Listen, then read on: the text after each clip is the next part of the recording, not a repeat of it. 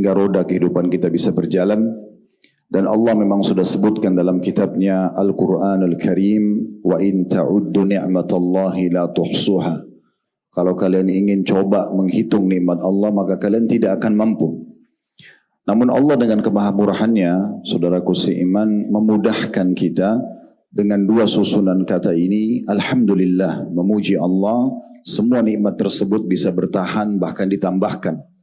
Di dalam firman yang lain, la in syakartum la azidannakum. Kalau kalian bersyukur, maka pasti aku akan tambah. Termasuk nikmat kita bisa berkumpul di sini. Saya merasa sangat bangga bisa diundang di kampus. Saya cukup lama dulu aktif di kampus, sempat menjadi wakil rektor di salah satu kampus di Makassar. Tapi akhirnya saya mengalihkan profesi karena melihat keputusan saya pada saat itu, mungkin umat di luar sana jauh lebih membutuhkan kami. Dari ruangan kelas ke masjid dan majelis ta'lim. Dan Alhamdulillah dengan adanya media ternyata memang lebih banyak manfaat-manfaat yang bisa diberikan. Jadi saya kalau masuk ke kampus seperti masuk ke rumah sendiri lagi. Walaupun mungkin saya beda profesi sama Bapak Ibu. Kami jurusan agama, Anda mungkin di Fakultas Kedokteran. Dan di sini itu khususnya masalah dokter gigi, tentunya sama saja. Praktisi akademik insya Allah akan sama dan akan sangat besar manfaatnya bagi umat manusia. Karena para pengajar itu berarti mendidik manusia menjadi jauh lebih tahu dan lebih baik dari sebelumnya. Selanjutnya kita panjatkan salam hormat kita kepada utusan Allah Nabi besar Muhammad sallallahu alaihi wa alihi wa sahbihi wasallam, sebagaimana Allah telah memerintahkan kita untuk mengucapkan salam hormat tersebut. Semua jajaran kampus dari tadi disebutkan wakil rektor 1, 3, 4, para dekan dan semua juga jajarannya. Mungkin di sini ada yang hadir semua dosen-dosen atau mungkin staf di kampus. Mohon maaf tidak bisa sebutkan satu persatu. Semoga saja Allah Subhanahu wa taala selalu menjaga Anda semuanya di atas keimanan, ilmu yang benar, serta juga mengabdikan ilmu-ilmu yang dimiliki sehingga bisa menjadi tambahan amal saleh kita semua pada hari kiamat nanti. Allahumma amin. Baik, mungkin di awal pembukaan saya ingin menyampaikan dulu, saya duduk di sini Bapak Ibu sekalian bukan karena saya ingin menggurui Anda semuanya, karena kami diminta untuk datang, maka saya datang untuk menjawab undangan tersebut. Jadi mohon maaf, bukan saya duduk di kursi ini karena saya ingin lebih tinggi dari Bapak Ibu, panggungnya udah disiapin. Ya, jadi saya duduk di sini dan kita ingin menjalankan firman Allah Subhanahu wa taala, "Fadzakir fa inna dzikra tanfa'ul mu'minin." Saling memberikan peringatan karena peringatan sangat bermanfaat bagi orang-orang beriman. Dan juga kita akan menjalankan hadis Nabi Muhammad SAW, ad-dinun nasihah. Agama ini semuanya isinya nasihat. Memang kita harus saling mengingatkan satu sama yang lain. Mungkin di awal pembukaan sebelum bicara masalah Ramadan dan juga apa yang kita bisa ambil petik dari Idul Fitri dan apa yang harus kita lakukan beberapa waktu ke depan sampai Ramadan akan datang. Karena ini Fakultas Kedokteran, saya hanya ingin berbagi. Ada hadis dan cukup banyak hadis seperti ini. Hadis Nabi Muhammad SAW yang bisa Bapak Ibu jadikan sebagai pegangan yang sangat menarik di profesi Anda. Nabi SAW bersabda, "Aku diperintahkan untuk bersiwak." Berarti kalau kita sekarang itu mungkin sikat gigi. Sampai aku mengira aku akan ompong. Jadi Nabi SAW mengatakan, aku diperintahkan maksudnya oleh Allah Subhanahu wa taala dalam syariat Islam ini untuk bersiwak, artinya membersihkan gigi dan bersikat gigi itu sampai aku mengira aku akan ompong. Saya tidak tahu di sini para dokter yang mulia, kira-kira Anda biasa anjurkan pasien Anda berapa kali sikat gigi dalam sehari? Kalau yang saya kenal beberapa teman-teman dokter gigi yang kami dengan keluarga biasa konsultasi, itu biasanya 3 kali, 4 kali, mungkin 5 kali sehari sudah banyak sekali Pak ya. Bukan begitu Bapak Ibu sekalian? Tapi dalam Islam, kalau Anda kembali kepada syariat Islam, Anda akan kaget melihat ternyata Islam memerintahkan kita untuk sikat gigi itu puluhan kali sehari. membersihkan gigi itu puluhan kali. Kenapa? Karena Nabi Muhammad SAW mengatakan kalau aku tidak memberatkan umatku, aku akan perintahkan mereka bersiwak, sikat gigi itu setiap kali mau sholat. Setiap kali mau sholat. Kita punya sholat wajib 5 kali sehari. Subuh, duhur, asar, maghrib, isya. Artinya 5 kali sikat gigi. Setiap kali mau sholat. Itu baru bicara sholat sunnah. Sholat wajib. Belum bicara sholat sunnah. Ada sholat qobliyah, ada sholat ba'diyah, ada sholat duha, ada sholat tahajud, ada sholat tahiyat masjid, ada sholat taubat, ada sholat wudu. Kalau kita hitung semua ini akumulasinya bisa puluhan kali. Jadi dan kita tahu sunnah Nabi Muhammad SAW yang paling terakhir beliau lakukan sebelum menghembuskan nafas terakhir adalah bersiwak. Beliau sikat gigi, membersihkan giginya. Disebutkan dalam riwayat Bukhari, waktu Nabi SAW sudah sangat lemas dan memang sudah akan datang ajalnya, beliau terbaring di paha Ummul Mukminin Aisyah radhiyallahu anha. Beliau melihat dengan matanya dalam kondisi fisiknya sudah sangat lemah. Itu iparnya bernama Abdurrahman lewat masuk ke dalam rumah beliau dan kebetulan lagi membersihkan gigi dengan kayu siwaknya gitu. Maka pada saat itu mata Nabi Muhammad SAW terarah ke siwak itu. Aisyah pun berkata, ya Rasulullah, apakah anda menginginkan siwak itu? Nabi SAW memberikan isyarat dengan matanya karena sudah sangat lemas. Itu iya. Maka Aisyah pun memotong bagian yang sudah dipakai oleh adik beliau namanya Abdurrahman, dipotong kemudian dicacah kembali lalu dimasukkan dan dibersihkan ke mulut Nabi SAW, lalu beliau menghembuskan nafas terakhirnya. Jadi memang kita bisa lihat bagaimana Islam sangat peduli dengan kebersihan, dengan kerapian, diantaranya masalah perawatan gigi. Saya dikagetkan kemarin ada salah satu anak yang Allah amanahkan di pundak kami kena alergi. Kami coba cek ke dokter kulit bolak-balik, belum ditemukan obatnya. Ternyata ditemukan terakhir kami konsultasi ke salah satu dokter gigi, itu giginya ada yang lubang dan sudah lama, cuma anak ini tidak ngomong. Itu jadi penyebab dari alergi. Saya tidak tahu secara teori, mungkin Bapak Ibu lebih paham, tapi ternyata efeknya sangat besar. Oleh karena itu profesi Bapak Ibu ini profesi yang mulia. Dalam syariat Islam itu ada dalil-dalil yang memerintahkan kita untuk merawat dan menjaga gigi ini. Dan juga tentunya secara kesehatan sudah tidak asing bagi kita semuanya betapa diperlukannya gitu ya. Baik, saya ingin membahas Bapak Ibu sekalian beberapa menit ke depan. Tolong izinkan kami menyampaikan ini hal-hal yang merupakan teori agama sekaligus kalau saya bahasakan ada sedikit unek-unek kami yang bergerak di alam dakwah ini, yaitu tentang masalah bulan Ramadan. Bulan Ramadan ini kalau bahasa saya supaya mudah difahami Bapak Ibu sekalian adalah bulan pelatihan. Saya yakin Anda sebagai praktisi akademik seperti di sini dan itu tidak asing bagi semua teman-teman praktisi akademisi, kalaupun sudah tamat selesai dan kita sudah mulai mengabdikan ilmu kita, apakah menjadi dosen, apakah kita kerja di sebuah perusahaan, mungkin Bapak Ibu kerja di rumah sakit, biasanya ada upgrading.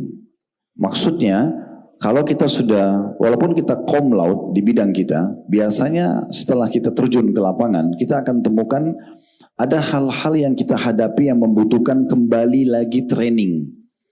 Biasanya kampus ataupun perusahaan-perusahaan itu mengadakan training-training, ya, tujuannya untuk mengupgrade lagi skill yang sudah ada. Itu saya yakin tidak asing. Kami pun diamanahkan oleh Allah SWT di pundak kami beberapa perusahaan. Jadi selain kami bergerak di dakwah, kami juga berbisnis. Saya melihat walaupun teman-teman yang sudah tamat cum laude di bidangnya, baik itu masalah keuangan, baik itu HRD, baik yang lainnya, ternyata memang tetap ada saatnya di mana nanti harus di-upgrading di mereka, diikutkan pelatihan-pelatihan, lalu kemudian lebih bagus lagi dari sebelumnya, mengikuti update apa yang ada di muka bumi ini sekarang dari perkembangan perusahaan, perkembangan kampus, administrasi dan segala macam, sehingga akhirnya jauh lebih baik dari sebelumnya. Nah, saya melihat Bapak Ibu sekalian, Ramadan ini itu adalah pelatihan peningkatan skill ini. Jadi tolong jangan difahami bulan Ramadan itu hanya sekedar testimoni dan seremoni. Kita datang, ya sudah kebetulan karena seorang muslim, semua pada puasa kita puasa, semua pada sholat tarawih kita sholat tarawih, ya Idul Fitri ramai kita gembira, ya sudah kita gembira bersama-sama. Sayang sekali kalau hanya seperti itu. Sebenarnya dia adalah bulan pelatihan. Kalau seandainya ada satu lembaga training Bapak Ibu sekalian di luar sana, mungkin tidak asing bagi kita, kadang-kadang karena trainernya bagus, karena memang multimedia yang disiapkan juga dalam kelas-kelas yang akan kita ikuti itu juga bagus, para stafnya juga staf ahli. Kita diharapkan tentunya ikut di situ dan kita menjadi output yang menarik nanti dari hasil pelatihan tersebut. Saya yakin kita akan bayar walaupun mahal. Nah sebenarnya Ramadan adalah bulan pelatihan Bapak Ibu sekalian. Peningkatan skill kita, tapi skillnya skill spiritual. Bagaimana secara keimanan kita tingkatkan skill itu.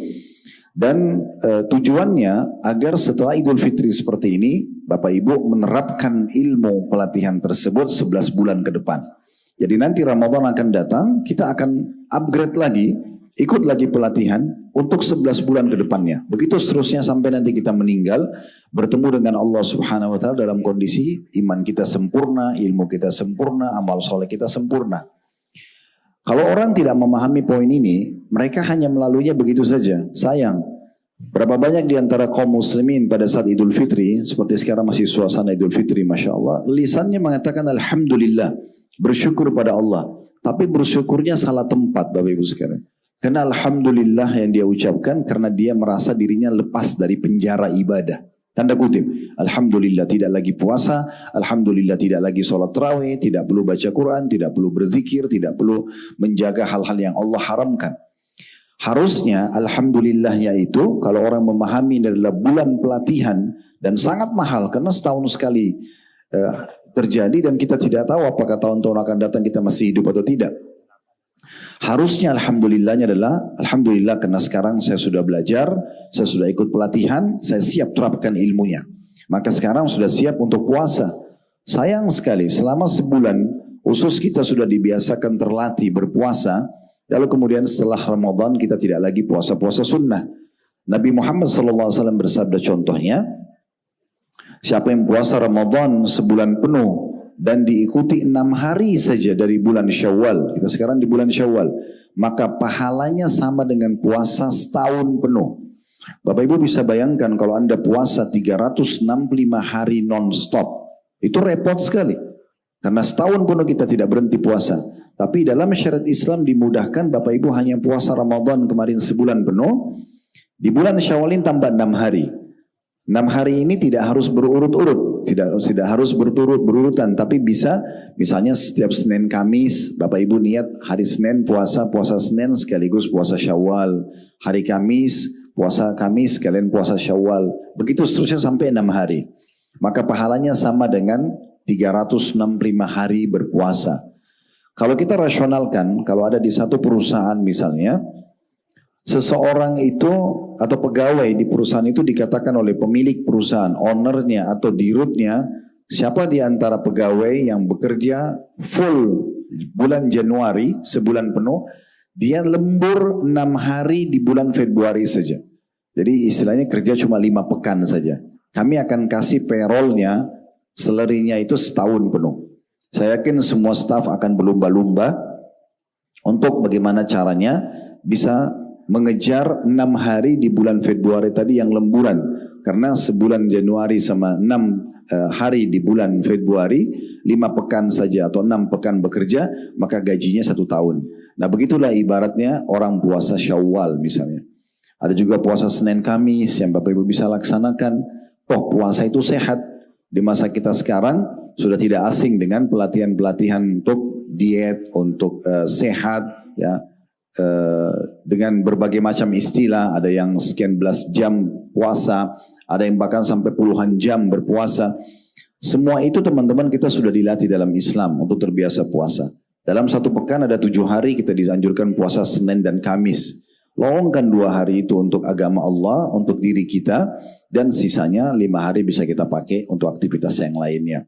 Apalagi di bulan puasa kita sudah lihat, tidak menghalangi kita untuk tetap mengajar, tetap belajar, tetap bekerja. Semuanya bisa kita kerjakan. Karena puasa tidak menghalangi seseorang beraktivitas. Tergantung persepsi Anda. Kalau Anda mengatakan, aduh saya puasa sepertinya saya lemas nih, sepertinya saya nggak mampu, ya sudah seperti itulah pemahamannya. Tapi kalau Anda seperti kemarin Ramadan, oh saya semangat kok, saya bisa, bahkan kadang-kadang kita cuma sahur dengan beberapa butir kurma, mungkin dengan segelas air, bisa tahan sampai buka puasa aman-aman saja. Karena memang persepsi dia atau niatnya itu benar. Nah, seperti itu ya. Begitu juga dengan puasa 3 hari setiap bulannya, Ayyamul Bid yang bisa pahala setahun, cukup banyak yang bisa kita kerjakan. Anda dianjurkan Ramadan kemarin mengerjakan sholat tarawih. Tarawih itu Bapak Ibu artinya santai.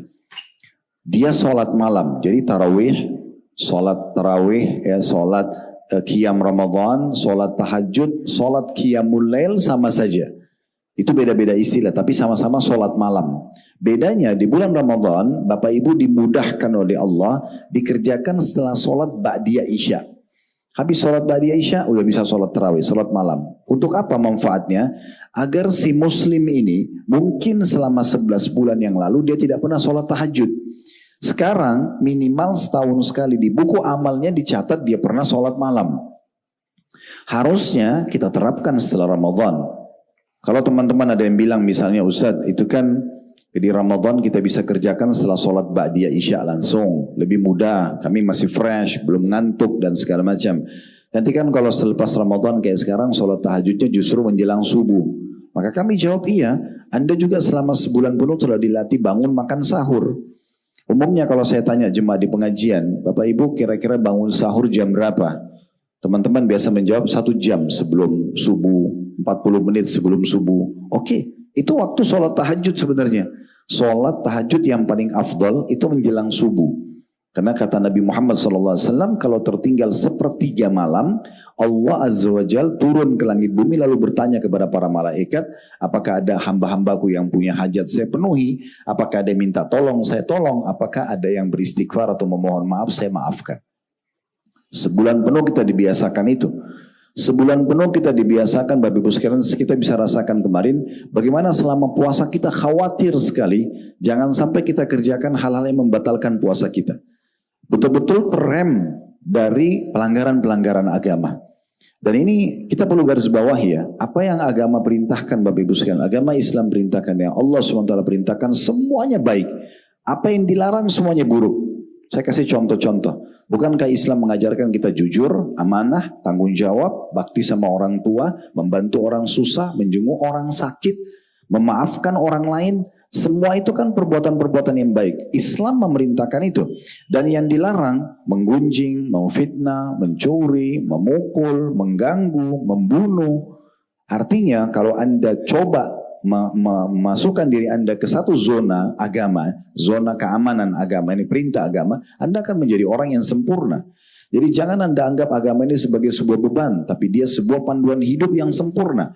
Karena semua yang diperintahkan pasti baik, yang dilarang semuanya tidak baik. Dan Ramadan memberikan pelajaran kita untuk itu. Bapak Ibu sekalian, coba ambil hikmah yang sangat besar dari perkataan-perkataan ulama, seperti misalnya Ibnu Rajab rahimahullah, seorang ulama besar, dalam kitab Lataiful Ma'arif beliau mengatakan, inna min thawabil hasanati al hasanata ba'daha. Ketahuilah salah satu tolok ukur kebaikan kamu diterima oleh Allah adalah kamu tersibukkan dengan kebaikan setelahnya. Artinya kalau selama Ramadan kemarin kita puasa, sekarang setelah Ramadan kita mau puasa, atau selama Ramadan kita coba mengerjakan perintah-perintah agama kayak baca Quran, berdoa, berzikir dan seterusnya. Kita coba jauhi apa-apa yang dilarang dalam agama.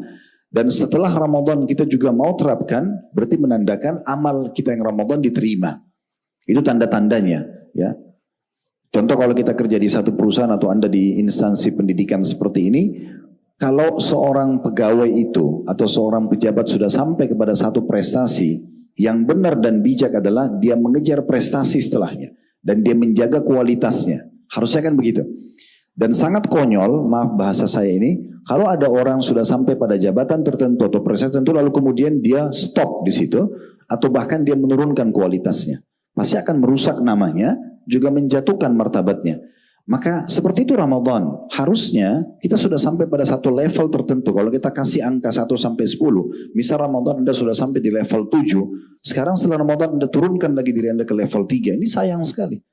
Kenapa Anda downgrade diri Anda? Kenapa Anda tidak upgrade diri Anda? Atau minimal mempertahankannya. Makanya Ibnu Rajab mengatakan, tanda-tanda kebaikan dan diterimanya sebuah amal, justru seseorang berprestasi lagi dengan amal sesudahnya. Dan beliau mengatakan, wa inna min jazai sayyiati sayyi'ata ba'daha. Dan ciri tanda-tanda bahwasanya satu perbuatan kesalahan itu, ya, justru akan datang hukumannya seseorang mengerjakan pelanggaran sesudahnya juga. Jadi setelah korupsi lagi, setelah zina lagi, setelah bohong lagi. Jadi itu betul menandakan orang ini memang dasarnya buruk. Karena tidak ada upaya untuk memperbaikinya. Bishr, salah satu ulama lain rahimahullah berkata begini, Bi'sal qawmu la ya'rifuna Allah haqqan illa fi syahr Ramadan. Satu komunitas sudah cukup dianggap sebagai sosok yang kurang baik adalah pada saat mereka tidak mengenal Allah kecuali di bulan Ramadan saja. Inna salihal alladhi yata'abbadu wa ijtahidu sanata kullaha. Sesungguhnya orang yang saleh, orang yang benar dan baik itu adalah orang yang menyembah Allah setahun penuh tanpa memilah-milahnya. Begitu juga perkataan seorang sahabat yang mulia, Ka'ab bin Malik radhiyallahu anhu, beliau mengatakan, "Man shama Ramadan wa huwa yuhaddithu nafsahu idza aftara min Ramadan lam ya'si Allah azza wa jal dakhala al-jannata bighairi mas'alatin wala hisab." Siapa yang berpuasa Ramadan dan berhasil sampai akhir Ramadan, ya kayak kita sekarang belum datang ajal, belum meninggal dunia, masih sampai menyelesaikan Ramadan dan dia bertekad dalam dirinya untuk tidak lagi melakukan pelanggaran agama, bermaksiat pada Allah setelah Ramadan, dipastikan pada saat dia meninggal dia akan masuk surga tanpa ada masalah dan ada hisab. Saya ulangi kembali statement yang menarik kata sahabat yang mulia ini, siapa yang berpuasa Ramadan dan berhasil mencapai akhir Ramadan, masih hidup, belum ajalnya datang, kemudian dia bertekad dalam dirinya, setelah Ramadan saya tidak akan lagi mengulangi pelanggaran-pelanggaran agama, maka dipastikan pada saat dia meninggal dia akan masuk surga tanpa ada masalah dan juga ada hisab. Sebaliknya kata beliau, man sama Ramadan wa huwa yuhaddithu nafsahu idza aftara asa rabbahu fasiyamu alaihi mardud. Siapa yang berpuasa Ramadan dan melewatin Ramadan, berhasil masih hidup sampai selesai Ramadan, namun dia bertekad dalam dirinya, sudahlah selepas Ramadan udah habis masa ibadah, sekarang saya akan berbuat dosa lagi, kembali kepada keterpurukan pelanggaran-pelanggaran agama, maka puasanya tertolak, kata beliau. Puasanya tertolak. Kita perlu garis bawahi poin penting sebagai seorang muslim, surah Az-Zariyat, surah nomor 51 ayat 56, kembali kepada tujuan kita ada di muka bumi. Coba Bapak Ibu sesekali duduk merenung di saat Anda lagi tenang, lagi santai. Mungkin pandangan mata Anda lebih luas ke arah langit terbuka.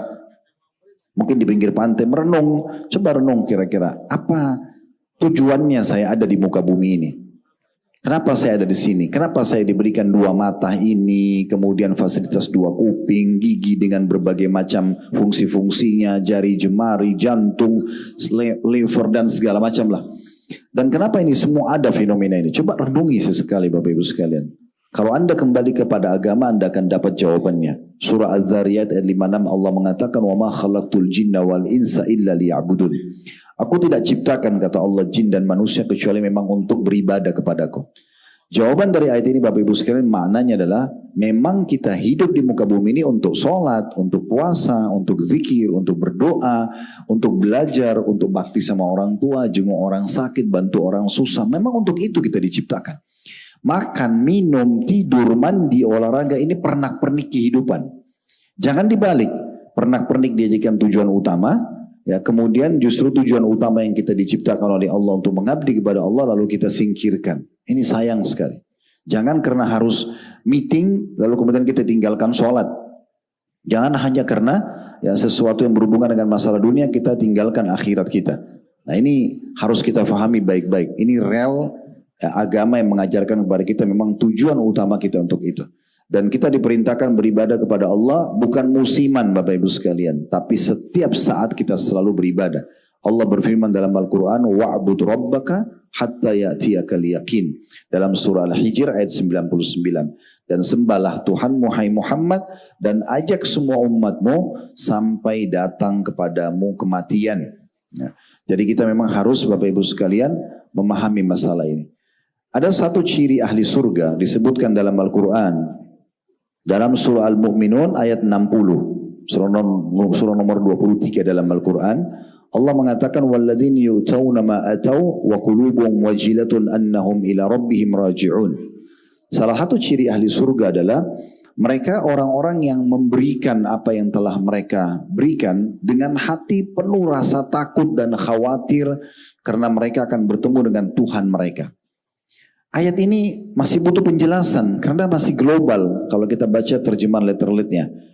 Aisyah radhiyallahu anha istri Nabi SAW sempat berkata begini, ya Rasulullah, apakah yang dimaksud dengan ayat ini adalah orang-orang yang berzina, yang mencuri, dan juga orang-orang yang melakukan perbuatan berminum khamar, minuman keras gitu ya. Karena dikatakan dalam ayat ini dan orang-orang yang sudah pernah melakukan satu perbuatan lalu mereka khawatir ya dengan perbuatan itu karena mereka akan bertemu dengan Tuhan mereka. Maka Aisyah faham apakah ini dimaksud orang yang pernah buat pelanggaran dan mereka takut dihukum nanti di akhirat. Kata Nabi Muhammad SAW, la ya binta Siddiq, tidak wahai anaknya Siddiq. Abu Bakar, ayah Aisyah, julukannya Abu Bakar As-Siddiq, orang yang jujur dan membenarkan wahyu. Maka Nabi mengatakan tidak wahai anaknya As-Siddiq, karena Aisyah anaknya Abu Bakar. Walakinnahum alladhina yasumuna wa yusalluna wa yatasaddaqun wa hum yakhafuna alla yuqbala minhum. Tapi yang dimaksud dengan ayat tadi adalah justru orang yang sibuk dari puasa ke puasa yang lain, dari solat ke solat yang lain, dari sedekah kepada sedekah yang lainnya, sementara hati mereka diikuti dengan rasa takut dan khawatir, jangan sampai itu belum diterima. Ulaika alladziina yusari'una fil khairat, mereka adalah orang-orang yang dianggap berlumba-lumba dalam kebaikan, wa hum laha sabiqun, dan mereka akan segera menerima balasannya. Makna ayat dan hadis ini Bapak Ibu sekalian, harusnya seorang muslim itu memenuhi hatinya dengan perasaan apa yang sudah dikerjakan. Misalnya tadi Bapak Ibu sholat subuh, mungkin semalam ada di antara kita yang sholat tahajud, mungkin tadi Anda ada yang sholat duha misalnya, atau ada yang berzikir tadi, atau sempat baca Quran, atau sempat sedekah, atau mungkin ada teman-teman yang sempat mengajar sesi mungkin tadi, atau nanti akan mengajar misalnya. Contoh, setelah mengerjakan perbuatan-perbuatan positif ini, tetap seorang mukmin harus mengikuti dalam hatinya perasaan khawatir, ini udah diterima belum sih? Tujuannya bukan meragukan kualitas pekerjaan, tapi supaya tetap kita akan selalu konsisten untuk mengerjakan perbuatan yang setelahnya. Kapan kita merasa pekerjaan kita ini kayaknya masih kurang nih, kita akan terus mengejar prestasi terbaik. Nah seperti itu.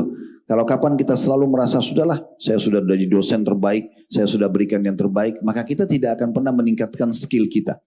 Tujuannya di sini adalah bagaimana kita menyadari kalau amal-amal yang sudah kita kerjakan masih kurang loh. Bagaimana kita mengerjakan lagi dan menambah serta meningkatkan kualitas dan kuantitasnya tentunya. As-Sa'di, seorang ulama tafsir mengatakan, ayat tadi dalam surah Al-Mu'minun ayat 60 membahas orang-orang yang sholat, orang yang zakat, orang yang haji, orang yang sedekah dan sibuk dengan amal-amal yang lain. Sementara hati mereka dipenuhi rasa khawatir jangan sampai amal-amal itu belum diterima. Sehingga mereka selalu berusaha mengulangi lagi besok kalau masih ada umur, lusa diulangi lagi dan terus ditingkatkan kualitasnya. Bahkan mereka ada kekhawatiran jangan sampai apa yang sudah saya kerjakan ini justru saya riak, pamer misalnya, sehingga akhirnya bisa menjadi masalah buat saya di timbangan amal hari kiamat. Bapak Ibu sekalian, sadarilah mungkin sebagai penutup firman Allah Subhanahu wa taala dan juga sabda Nabi Muhammad sallallahu alaihi wasallam, "Wa may ya'mal mithqala dzarratin khairan yara wa may ya'mal mithqala dzarratin syarran yara." Dalam surah Al-Zalzalah. Yang artinya siapa yang berbuat dari kebaikan seperti biji sawi saja, maka pasti akan diperlihatkan dan akan diberikan balasannya hari kiamat. Dan siapa yang berbuat seperti biji sawi dari keburukan, dosa, akan diperlihatkan dan akan diberikan hukumannya. Bapak Ibu sekalian, mohon maaf, bukan saya menakut-nakuti, tapi sehebat apapun Anda jaga kesehatan Anda sudah jaga makanan yang sangat bersih, higienis misalnya, kemudian Anda juga bergizi lah dan apa semuanya. Anda sudah hidup di satu lingkungan yang sangat sehat, udaranya asri, lingkungannya nyaman. Anda sudah coba berolahraga maksimal. Tapi kalau ajal datang pasti mati. Sehebat apapun orang itu. Terlalu banyak orang sebelum kita, di kampus ini pun mungkin saya yakin sudah banyak senior-senior Anda sudah meninggal dunia. Tinggal dikenang, oh dulu ada prof ini, ada doktor ini, dan seterusnya. Di semua kampus juga sama, di seluruh muka bumi. Semua juga di kehidupan masyarakat kita sama. Terlalu banyak orang-orang yang sebelum kita lebih pintar, lebih gagah, lebih cantik, lebih berprestasi, tapi mereka meninggal dunia. Dan kita pun akan sama. Sehebat apapun Anda menjaga, Allah mengatakan فَإِذَا جَاءَ أَجَلُهُمْ لَا يَسْتَأْخِرُونَ سَاعَةً وَلَا يَسْتَقْدِمُونَ. Kalau ajal mereka datang, maka tidak akan pernah diterlambatkan sesaat, tidak pula juga dimajukan sesaat. Saya pernah menyaksikan depan mata Bapak Ibu sekalian, di kota Makassar waktu itu, di depan rumah orang tua kami, kebetulan ibu saya seorang dokter juga, beliau ada klinik, ada rumah sakit di Makassar. Saya lagi berdiri di lantai 2. Waktu itu sore hari, saya melihat ke jalan raya, karena depan jalan raya seperti ini, jalan protokol di kota Makassar, ada satu anak muda naik motor, dan motornya motor baru. Gitu. Di depan dia ada mobil truk. Kebetulan saya saksikan sendiri dengan mata kepala saya yang terjadi ini. Jadi ada mobil truk, anak muda itu di belakang mobil truk. Dia ingin melewati mobil itu, karena mobil itu agak lambat jalannya. Dia masuk ke jalur sebelah. Kebetulan tidak ada trotoar pemisah. Dia masuk, subhanallah, tiba-tiba ada mobil dari depan yang lewat, nabrak dia dan meninggal di tempat. Anak muda itu kebetulan, Bapak Ibu sekalian, dibawa ke rumah sakit, ke klinik kami. Dibawa. Saya lihat sendiri, dia menghembuskan nafas terakhirnya, motornya dibantu oleh orang-orang, dicari KTP-nya, temukan, akhirnya sudah meninggal dunia. Udah nggak bisa lagi dibantu. Dibawa pakai mobil pickup lalu kemudian pergi. Saya sempat merenung waktu itu, dan sampai saat ini di ruangan ini pun, di tempat ini saya masih menyampaikan sebagai sebuah pelajaran. Karena memang penting sekali. Saya sangat yakin Bapak Ibu sekalian, anak muda ini waktu keluar dari rumahnya dia tidak tahu kalau dia akan tabrakan. Kalau dia tahu dia akan tabrakan, tidak mungkin dia keluar. Tapi dia tidak pernah tahu. Seperti juga kita tidak tahu. Kita mungkin tidak nabrak orang, bisa kita ditabrak oleh orang lain. Mungkin kita meninggal tidak harus dalam kondisi sakit. Sebuah rumah sakit, tentu di sini Masya Allah para dokter lebih tahu dari kami. Sebuah rumah sakit, kalau kita kumpulkan semua pasiennya, semua tenaga medisnya, semua staff di situ. Selain tenaga medis pun, misalnya security dan segala macam. Anggap di satu rumah sakit besar ada 1.000 orang. Misalnya pasien dan semua yang ada di situ. Kira-kira Bapak Ibu sekalian, jumlah mereka yang ada di rumah sakit itu, mana lebih banyak? Itu atau orang yang lulalang di depannya? Pasti kita sepakat yang lulalang di depannya lebih banyak. Artinya orang meninggal dalam kondisi sehat lebih banyak daripada orang sakit. Jangan terus kita lalai ini Bapak Ibu sekalian, kita anggap oh saya selama tidak masuk di IGD berarti saya belum datang ajalnya. Kalau Bapak Ibu ketik di YouTube orang yang meninggal seketika, ada yang lagi ngobrol mati, ada yang orang duduk mati, itu tiba-tiba bisa datang. Oleh karena itu kita harus betul-betul mempersiapkan diri kita. Ramadan memberikan pelajaran penting untuk kita. Kemarin ini loh, tujuan hidupmu memang untuk ibadah, mengabdi kepada Allah. Siang hari kita puasa, malam hari kita ibadah. Itu luar biasa. Bagaimana kita juga menjaga hubungan baik selain sama Allah juga dengan manusia. Kita tidak berani buat masalah dengan orang-orang. Semua itu sebenarnya adalah tujuan hidup dan kita harusnya tarik setelah itu. Dan juga ada hadis Nabi SAW, tadi saya bilang saya tutup dengan ayat tadi, dengan hadis Nabi SAW, diriwayatkan Imam Muslim, Bukhari Muslim, habbul a'mali ilallahi, ya, adwamuha wa inqal. Sesungguhnya amal yang paling Allah cintai adalah amal yang sedikit, amal yang rutin walaupun sedikit. Artinya Bapak Ibu sekalian, Islam datang dengan membawa sebuah ajaran sederhana, baik sekali dan mudah. Sholat 5 waktu itu, walaupun sehari kita 5 kali sholat, Bapak Ibu sekalian, bukan hal yang berat. Bukan hal yang berat. Setiap kali ada orang yang datang ke masjid kami, masjid yang kami ngajar, atau di kantor kami untuk masuk Islam, mu'allaf, dia mau masuk Islam, maka setelah syahadat saya sampaikan, Islam mengajarkan sholat 5 waktu. Bisa ada teman-teman dari Kristen biasa pernah masuk Islam, ada Katolik, ada Protestan, lalu saya bilang, mungkin kalau Anda sepekan sekali Anda ke gereja menyanyi atau beribadah kepada Allah. Kalau kami umat Islam sehari 5 kali. Dan ini absensi. Kami sedang absen diri kami kepada Allah. Kami boleh menyampaikan hajat kami apa saja kepada Allah, dan Allah janjikan akan diterima. Umat Islam tahu antara azan dan iqamah itu adalah waktu mustajab. Dan sholat ini cuma membutuhkan waktu 5-10 menit saja. Artinya kalau kita jaga sholat 5 waktu kita, yang sudah kita coba jaga kemarin Ramadan, itu berarti kita hanya menghabiskan 10 menit kali 5, berarti 50 menit. Kita masih punya waktu 23 jam plus 10 menit untuk aktivitas yang lainnya. Sholat bukan sebuah beban. Lalu kenapa masih dilalaikan, kenapa masih ditinggalkan? Sementara kata Nabi SAW, ketahuilah awal amal yang akan dihisap hari kiamat adalah sholat. Kalau dia baik, beruntunglah orang itu dan akan membantu amal-amal yang lain. Dan kalau dia buruk, maka dia berugilah orang tersebut dan akan mengganggu amal yang lain. Hidupkan sholat 5 waktu kita tepat waktu. Bapak Ibu kalau sudah memenuhi 3 hal ini, Bapak Ibu sudah khusyuk dalam sholat. Tepat waktu, tepat gerakan, tepat bacaan.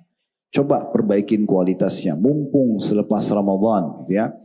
Terapkan Bapak Ibu sekalian ilmu-ilmu agama yang sudah didapatkan selama Ramadan. Itu penting sekali. Begitu juga dengan puasa tadi, begitu juga dengan baca Quran. Luangkan waktu untuk itu Bapak Ibu sekalian. Juga sebagai penutup kami ingatkan, hubungan dalam Islam bukan hanya dengan Allah tapi dengan manusia juga. Ingat Bapak Ibu sekalian, bukan hanya sholat, bukan cuma puasa, tapi juga bagaimana kita menjaga muamalah dengan orang. Usahakan maksimal Bapak Ibu sekalian, Anda tidak pernah punya masalah dengan orang lain. Kalau ada orang yang hasad, yang iri, tidak suka dengan Anda karena jabatan Anda, karena kelebihan fisik atau paras wajah Anda, tidak masalah. Tapi jangan Anda yang menjadi penyebab bagi orang lain. Kalau orang dimusuhi itu bisa, karena hasad, karena iri. Tapi jangan kita yang masuk kerana orang lain. Jangan kita yang gibah, jangan kita yang fitnah. Karena Bapak Ibu sekalian ada sebuah hadis Nabi SAW yang lain. Sesungguhnya akan ada nanti satu buku, di buku amal seorang hamba hari kiamat, yang Allah tidak akan ikut campur. Allah tidak ikut campur. Kalau sholat itu antara kita sama Allah. Ada yang Anda lalaikan, Anda tinggal mohon ampun sama Allah, Anda perbaiki bisa saja. Atau bisa saja Allah maafkan hari kiamat. Tapi kalau buku ini Allah tidak maafkan, yaitu hubungan seorang sama hamba. Antara Anda sama teman kerja Anda, kolega Anda, pasangan hidup Anda, anak-anak Anda, kerabat. Ini bahaya sekali. Jangan sampai kita punya masalah dengan orang-orang. Ya. Coba berikan yang terbaik kepada mereka karena Allah Subhanahu Wa Taala. Dan tadi sudah dikatakan di antara tema kita saling memaafkan. Bapak Ibu kalau punya masalah sama orang, jangan lewatkan hari ini kecuali sudah menyampaikan permohonan maaf. Daripada nanti ketemu pada hari kiamat. Kata Nabi Muhammad SAW, siapa yang punya masalah sama saudaranya di dunia ini, selesaikan. Sebelum nanti datang hari, maksudnya hari kiamat, tidak ada lagi manfaatnya dirham dan dinar. Gak ada lagi manfaatnya. Di akhirat tidak bisa kita bayar dengan rupiah, dengan dolar, dengan euro, gak bisa lagi. Kata para sahabat, ya Rasulullah, nanti di sana apa? Kata Pak Nabi SAW, amal solehmu atau dosa-dosanya. Kau bayar dengan sholat, yang pernah kita gibah orang, yang pernah kita fitnah orang, pernah kita sakitin orang, tidak sempat minta maaf di dunia, dibayar dengan ibadah kita nanti di akhirat. Kalau ibadah kita gak cukup, dosa dia kita akan tanggung. Maka selesaikan semuanya Bapak Ibu sekalian. Perbaiki hubungan kita dengan Allah Subhanahu Wa Taala, juga perbaiki hubungan kita dengan manusia, supaya nanti pada saat kita meninggal dalam kondisi kita aman semuanya. Ini mungkin penyampaian kami berhubungan dengan masalah tema. Tadi sempat diminta ada penyampaian doa, maka saya mengajak semua Bapak Ibu sekalian untuk kita coba hadirkan fikiran dan hati kita. Kita coba berdoa sejenak kepada Allah Subhanahu Wa Taala. Semoga saja Allah mudahkan semua urusan kita. Termasuk saya dengar tadi ada akreditasi yang rencana untuk didapatkan oleh kampus Trisakti. Semoga Allah mudahkan tentunya ya. Baik, alhamdulillah. Kami memuji-Mu ya Allah sebagaimana layak Engkau dipuji sebagai pencipta, dan kami mengucapkan salam hormat kami kepada utusan-Mu Nabi besar Muhammad sallallahu alaihi wa ala alihi wa sahbihi wasallam sebagaimana Engkau telah perintahkan kami untuk mengucapkan salam hormat tersebut. Ya Allah, sebagaimana Engkau lahirkan kami di negeri kami tercinta Indonesia ini, maka kami mohon kepada-Mu agar Engkau selalu menjaga kemerdekaan kami, persatuan kami dan kesatuan kami. Ya Allah, berikanlah balasan semaksimal mungkin kepada seluruh pemimpin kami dan pejuang-pejuang negeri kami yang sudah menghadiahkan kepada kami kemerdekaan, persatuan dan kesatuan ini, dan berikanlah petunjuk para pemimpin kami yang sedang menjabat. Semoga Engkau selalu memandu mereka ke jalan yang benar, dan juga Engkau memaafkan kalau mereka memiliki kesalahan-kesalahan. Jadikan kami sebagai masyarakat yang selalu gotong royong dengan pemerintah kami untuk menjalankan program-program positif demi menjaga nikmat besar ini, kemerdekaan, persatuan dan kesatuan kami. Dan ya Allah, jadikan negeri kami contoh bagi negeri-negeri yang lain. Luaskan rezeki kami, bukalah dan limpahkanlah semua rahmat-Mu kepada kami, dan selamatkan kami dan negeri kami dari segala mara bahaya. Ya Allah, kami tidak berkumpul di tempat ini kecuali karena kami ingin mendengarkan dan juga mempelajari salah satu dari ilmu agamamu. Kami pun niat untuk saling memaafkan satu sama yang lain dan juga menjalin hubungan dan merajut hal yang lebih baik dari yang sebelumnya.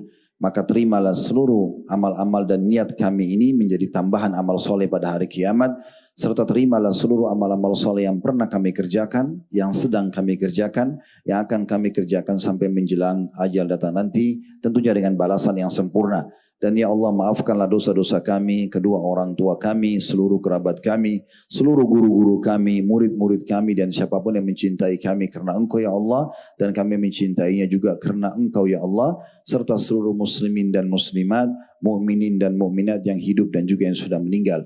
Siapapun di antara kami yang punya hajat dunia dan akhirat, kabulkan ya Allah.